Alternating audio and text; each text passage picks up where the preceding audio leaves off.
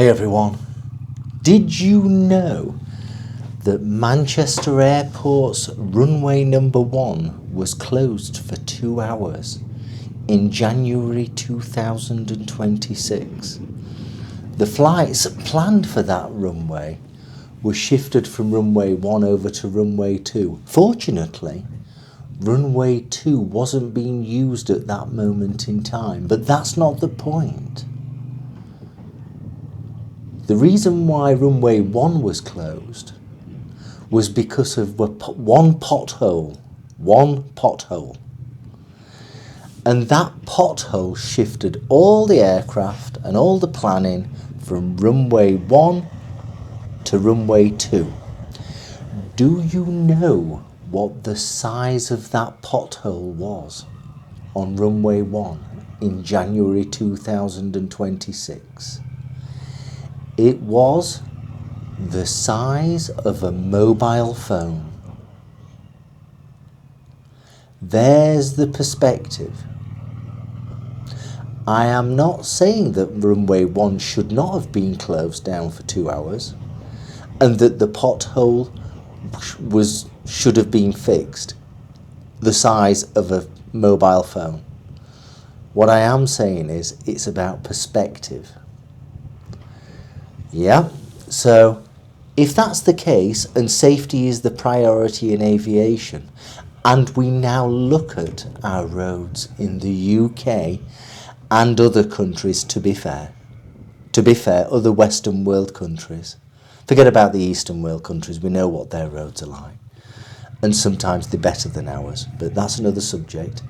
But our potholes are not driven by safety, and the repair of said potholes in the UK are not driven by safety.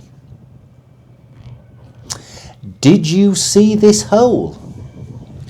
No, not just the crack on the road, not just the broken asphalt, I mean the hole. The one that's been here for months, the one that everyone drives over, the one everyone feels, but no one fixes. They say governments care about safety. They make speeches, shake hands. They promise protection.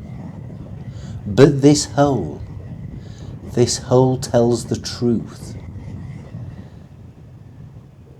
Because safety isn't a speech, safety isn't a promise, and safety is action. But action costs money.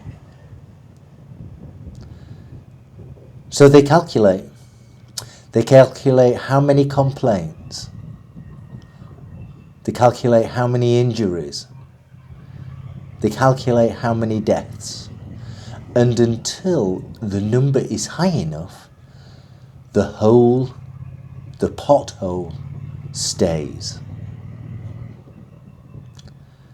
Someone's tyre bursts here, someone loses control here, someone doesn't make it home, and still the pothole stays. Because to them it's just asphalt, but to us it's a message that says you are not urgent, you are not important. You can wait. They will fix it eventually. After the accident, after the headline, after the blame, they will fix it. Not because they didn't know, but because now they have to.